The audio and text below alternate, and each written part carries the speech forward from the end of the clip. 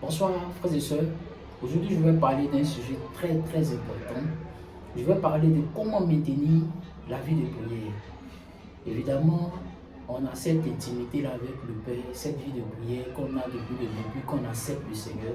Mais au fur et à mesure que nous avançons dans notre marche chrétienne, cette vie de prière-là tombe, cette vie de prière-là se perd. Aujourd'hui, je vais donner 4 éléments pour comment maintenir ta vie de prière. Alléluia. Sois attentif, écoute-moi. Si cette vidéo te fait du bien, n'oublie pas de liker. Amen. Rapidement, on va dans le livre d'Apocalypse. Apocalypse 3, à partir du verset 20.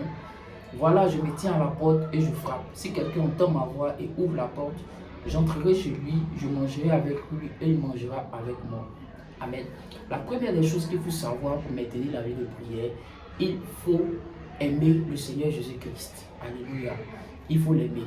Parce que le Seigneur Jésus-Christ veut rentrer en toi. Il veut rentrer chez toi. Il veut venir partager un souper avec toi. Il veut venir partager cette intimité-là avec toi.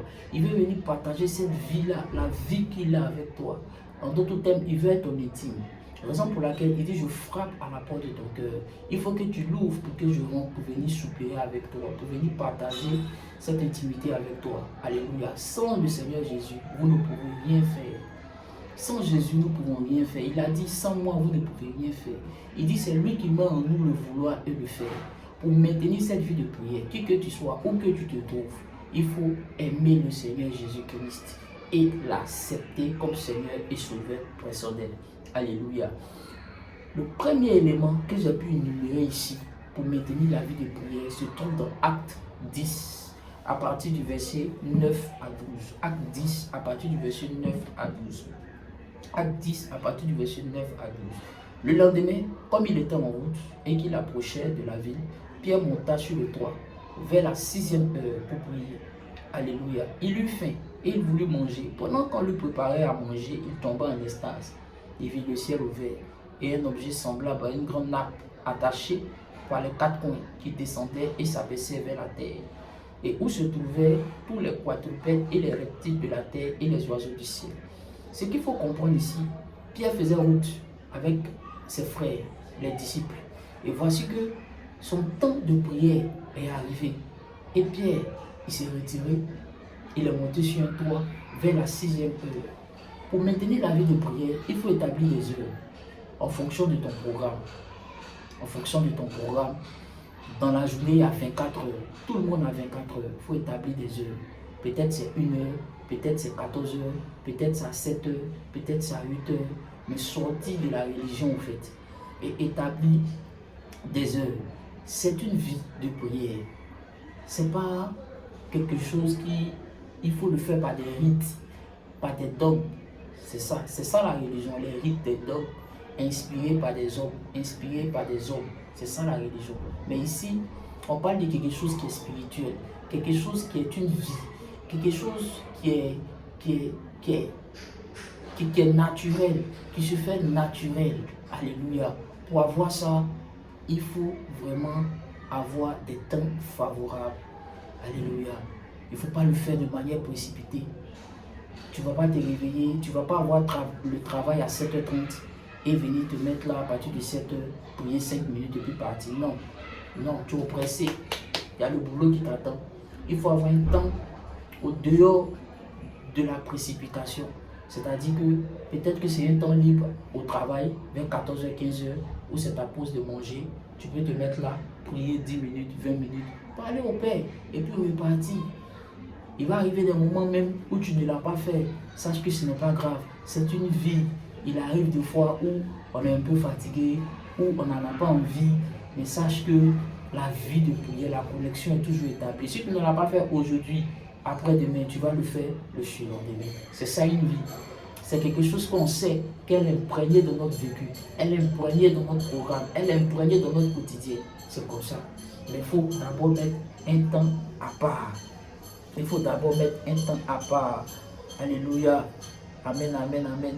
Il faut embrasser la routine. Deuxième élément, embrasser la routine. Qu'est-ce que la routine? La routine, c'est quelque chose qui se fait répétitivement. Quand on était nouveau converti dans nos assemblées, à chaque dimanche, la manière que le leader commençait à diriger la prière était la même. Je sais que des gens vont se retrouver dans ce message. On commençait d'abord par le remerciement. Ensuite, on commençait ensuite par la repentance, par le sang de Jésus, par la présence de Dieu. Et ensuite, on commençait l'intercession. C'est la routine. Tout débutant doit commencer par cette routine. Cette routine fait établir une communion, ça fait établir une vie entre l'homme et son créateur. Alléluia. Ça fait établir une relation personnelle. Il faut commencer par la routine. C'est un début pour tout homme. Ça permet de maintenir cette vie-là de prière. La routine est très importante. Alléluia. Il ne faut pas dire non, toujours c'est la même chose. Non, c'est comme ça nous tous on va commencer. On quitte quelque part pour aller quelque part. Alléluia. Le troisième élément que j'ai pu énumérer ici, amen, c'est prier avec les autres dans les assemblées. Frère, si tu as l'habitude de prier seul, sache que un jour ta vie de prière va prendre un coup. Pourquoi je dis ça? Le psaume 133 nous dit quoi? Nous dit qu'il est bon pour des frères de demeurer ensemble. Car c'est comme l'huile qui coule sur la tête et qui descend sur la barbe et qui se répand sur le bord de son vêtement. L'huile est la présence du feu, est la présence de l'onction, est la présence du Saint-Esprit au milieu des frères et sœurs. Mais lorsque tu es seul, que tu ne te mets pas avec des frères, comment l'huile qui réveille, l'huile qui est le feu, peut te réanimer? La majorité de ceux qui ont perdu leur vie de prière dans nos assemblées sont des gens parce qu'ils ont été frustrés, parce qu'on les a fait quelque chose dans les assemblées, ils ont décidé de partir à l'église. Ils disent qu'ils ne vont plus. C'est la majorité des personnes, dans 2 ans, 3 ans, 4 ans, revenez voir leur vie de prière. Ça prend un coup, franchement. Parce que l'église est là pour renouveler. La communion fraternelle est là pour renouveler. La communion fraternelle est là pour établir cette vie-là entre nous et le Père. Alléluia. Quitter dans la solitude, à appartenir à une église locale, à appartenir à des petits groupes de 2, 3, 4, 5.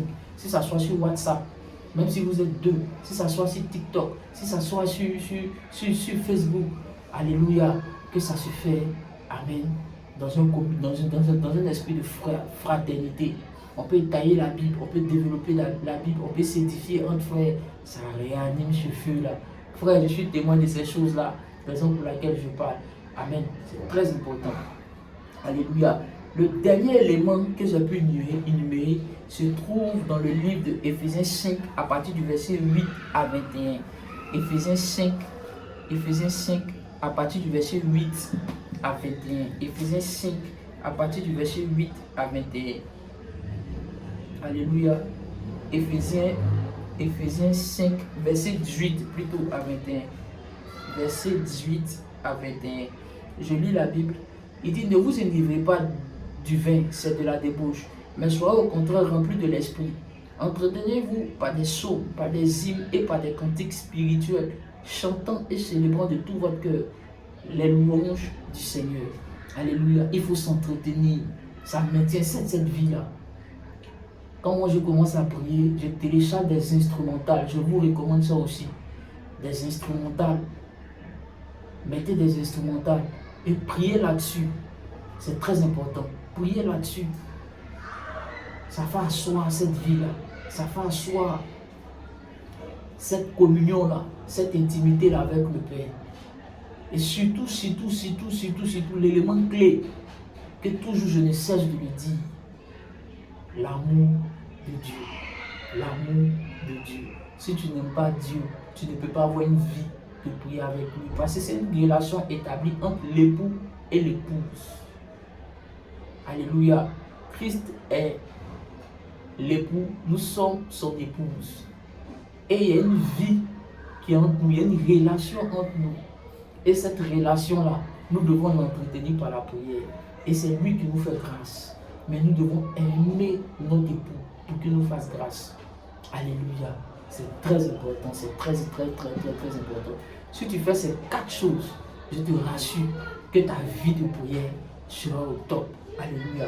Premier élément, rapidement, on fait la conclusion. Premier élément, choisis un temps favorable. Deuxième élément, prier avec les autres. Troisième élément, jouir des cantiques spirituels, des psaumes. Et le dernier élément, qui est l'amour l'amour de Dieu. Si cette vidéo t'a fait du bien, abonne-toi pour plus de vidéos encore, pour plus de messages encore. Je vous remercie dans le nom de notre Seigneur Jésus-Christ. Amen.